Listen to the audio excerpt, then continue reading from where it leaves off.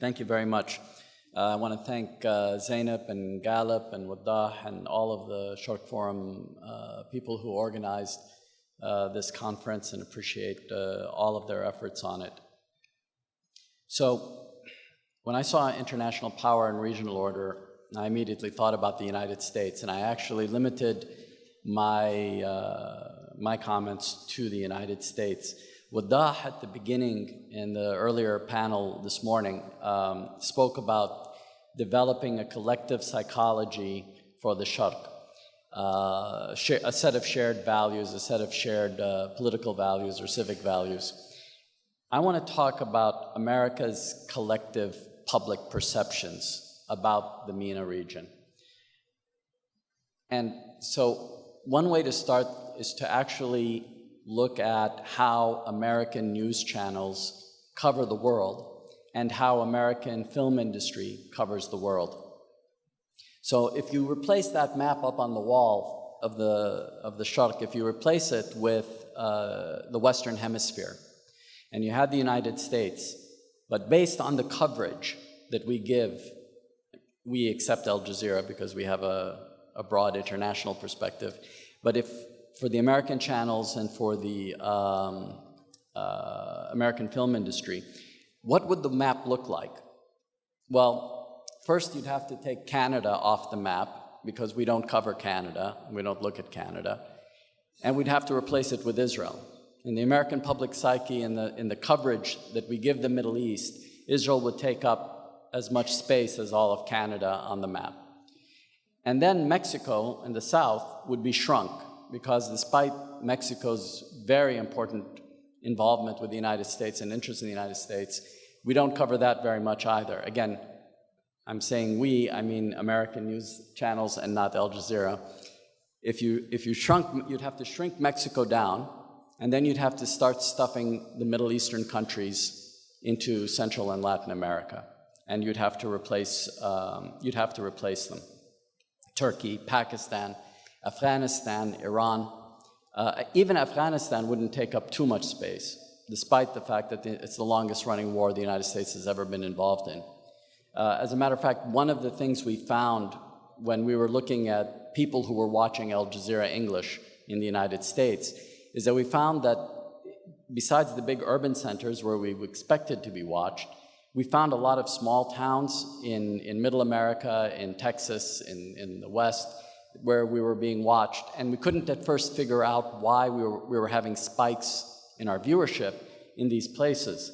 And then we looked deeper into it, and it turns out that most of them had military bases. And that means that they had military families that were living around those bases, and they wanted to watch news to see what was happening in Afghanistan because they had brothers, husbands, wives, sons and daughters who were serving in the army. But because they weren't getting that coverage in American news, they had to try to find it somewhere else. Africa wouldn't exist on the map, except if there was a possibility of disease contagion.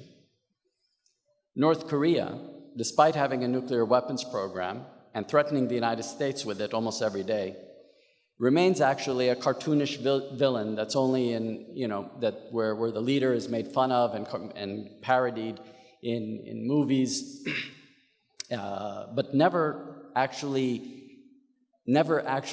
gotten into the American psyche. Iran, on the other hand, which doesn't have a nuclear weapons program, assumes almost mythic proportions in the United States. So Iran would be a very large state on the Western Hemisphere on the US border. Central Asia, the Caucasus, Asia itself would all be relegated to the other side of the world. You'd be forgiven if you only took a look at the world from the way we covered it in the United States. You'd be forgiven for thinking that America's greatest refugee crisis was Syrians and Iraqis, and not children and desperate people fleeing Honduras and Guatemala and coming across the border to the United States. This suggests not that the Middle East is necessarily existentially more important than other areas of the world to US national security interests, but that in the American popular imagination, the Middle East holds a unique place. And that often plays out to the detriment of the people of the region. I suspect that much of this has to do with the historic competition between the Islamic world and Europe in the past. If you consider the popularity of movies about the Crusades in the United States and the backdrop of almost every other movie that has a reference to it, and it falls into the same archetype as the cowboys and Indians, it falls into the same archetype of the United States and World War II. America's unique relationship with Israel, that's number 2. That's very important. And number 3, which I think nobody here has mentioned, and it's interesting, the role that messianic end-of-days apocalyptic thinking has on a wide swath of Americans. It's ironic that in the United States, they'll cover the apocalyptic thinking of Daesh, and they'll never actually talk about the apocalyptic thinking of a great part of the American electorate who believes also in almost a mirror image of the same end-of-days stories that Daesh believes in. Whatever the causes, it undoubtedly has a significant impact on policy. The US has national security interests all across the globe. And in the past and very near past, we've intervened or supported democratic movements in countries across the world, and we've supported coups against democracies across the world. And the farther back we go, the more of the interventions we've had. Yet the public's involvement, the public's concern for those interventions is what I want to talk about. That's limited, except when it comes to the Middle East. Americans are probably more aware of the coup in Egypt than they are of the coup in Honduras. American congressmen have stronger opinions on the coup in Egypt and probably have met with the president of Egypt, the subsequent president of Egypt, more than they know anything about why they even supported or why the United States supported the coup in Honduras.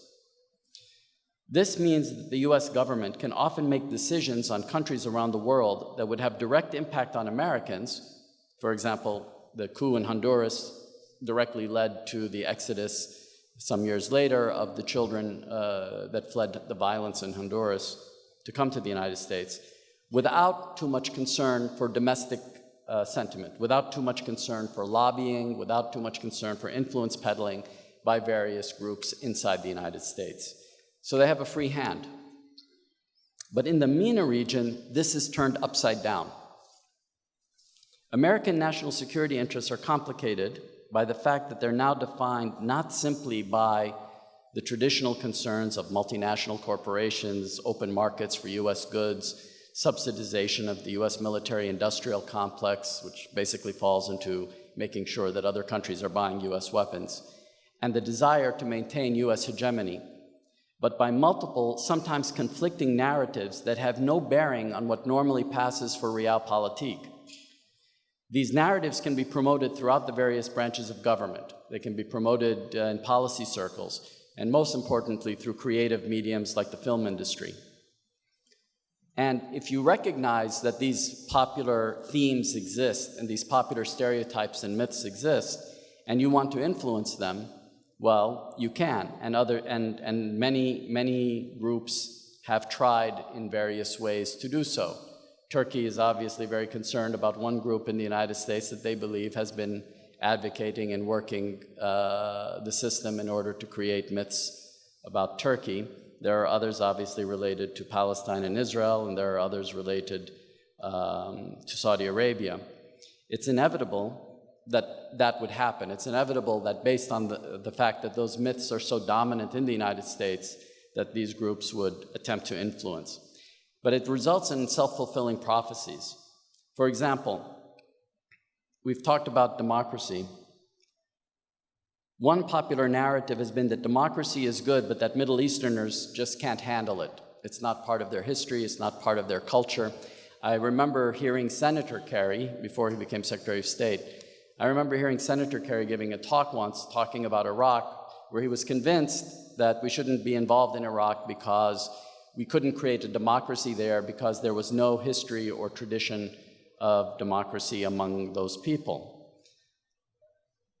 US policy in the region has supported autocrats based or using that myth, and it supported military regimes. It's undermined democratic movements, but it simultaneously preached the values of civic engagement through local aid efforts.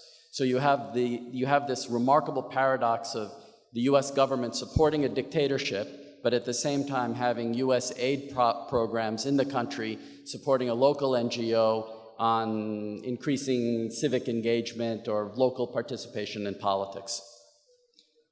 Now, if one popular narrative is that Israel is the only democracy in the region, the democratic successes in Turkey and Tunisia then need to be underplayed to the extent that they're almost ignored.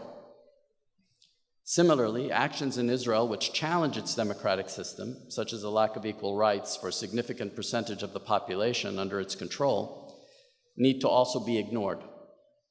If you consider the coverage of the United States of the unsuccessful coup attempt in Turkey, or the complete lack of coverage of the successes in Tunisia in maintaining a democracy, you begin to see what I'm talking about. Another popular narrative is that there's a so-called Orthodox Islam. It's not only Daesh that believes that there's an Orthodox Islam and that they possess it, it's also believed by a lot of Americans. And the assumption isn't that the Muslim world itself is on a spectrum, and it's very multi-ethnic, and it's very multi-ideological, and it multiple madhabs and multiple schools of thought, from secular to all across the spectrum. The assumption is that the people, the Salafists, in fact, that the United States is engaged at war with or is engaged in battle with, are in fact representing Orthodox Islam. When you think that way, Islam itself becomes the problem, instead of a discrete set of political issues being the problem. The fight then becomes cultural and existential. The question of good governance in Arab countries might require a certain set of policy options from the US and its allies. But good governance is not a primary American narrative. The nature of Islam is the storyline, and the resulting policies are reflected in that. This has resulted in a typical circle of public perception. We start with a situation where the US will applaud the stability of autocratic and military regimes in the region as long as they follow US policy precepts. And they'll leave criticism of the human rights issues and democracy to those agencies and NGOs that are supposed to work on those issues. But as we've heard so many of the speakers today say, the very nature of autocratic and military regimes is that they generally result in opposition that ultimately manifests itself in instability. Now, if that instability reaches a tipping point towards an attempt to reform the system, public attention in the US shifts to the so-called dangers of Islam in the country, a broader inspection then of human rights issues. But then if there's a counter-revolution and a shift back to autocracy, the conversation returns to stability and human rights are then de-emphasized. Egypt is a perfect case study in how that perception works. So the consequences for the Middle East haven't been good. Regardless of whether you agree with the motivations for Obama's pivot from the region, these narratives and the policies resulting from them still have consequences today, and still could have consequences for the next administration, because Obama hasn't publicly challenged these myths. He doesn't believe in them, obviously, and he's worked to disassociate from some of them, but he hasn't actually convinced the public or spent any political capital to convince the public of them. And so they're still in place, and the next administration could just as easily pick up the ball and go back right into them. So I think the public conversation in the United States is continuing to move in a negative direction, in the sense that these inaccurate narratives continue to gain strength and promote policies in the region that only re-emphasize the realities of these narratives. You can see it as it plays out in the presidential campaigns. The fact that there's an actual debate about whether to ban Muslims or to have a litmus test on people coming into the country to find out if they support Sharia, or as if there is such a thing as a codified Sharia, or as if as if this is even practical, right?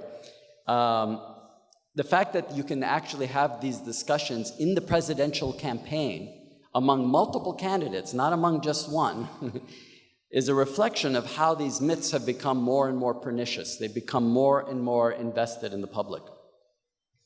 Now, the challenge for us isn't to engage these narratives with counterfactuals alone. People who believe something are rarely going to allow those beliefs to be challenged by facts.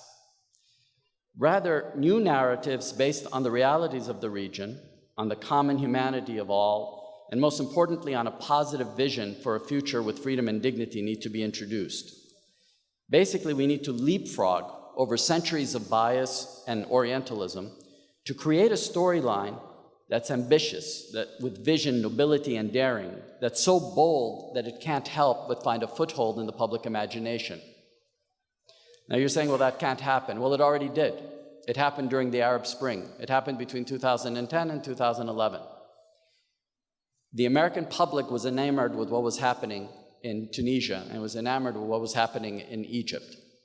And people were very excited about it. There were demonstrations by unions in the United States taking over in Milwaukee, Wisconsin, taking over a local government building, for example. And they were using the same slogans and they were referencing the Tahrir Square demonstrations that were taking place simultaneously.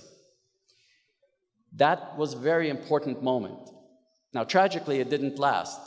Once the Muslim Brotherhood was elected into power, the old myths were reintroduced, and the excitement about the Arab Spring didn't last. But we've seen where it has worked in reference to ending apartheid in South Africa.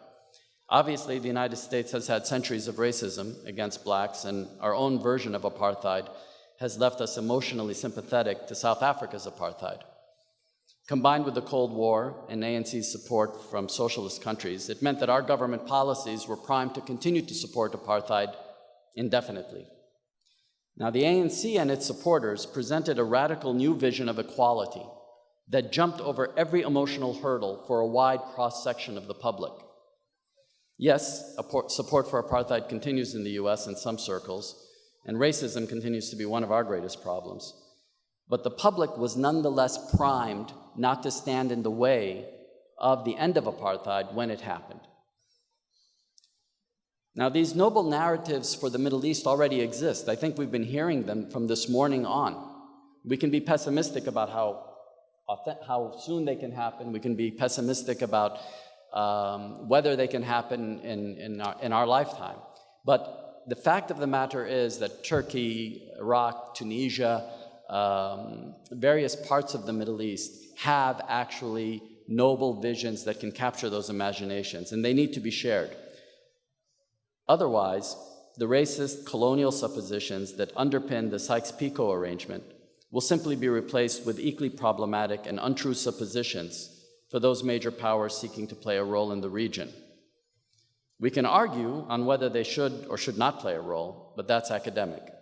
In one way or another, and not for entirely rational reasons, the US will continue to be involved in the MENA region. Thank you.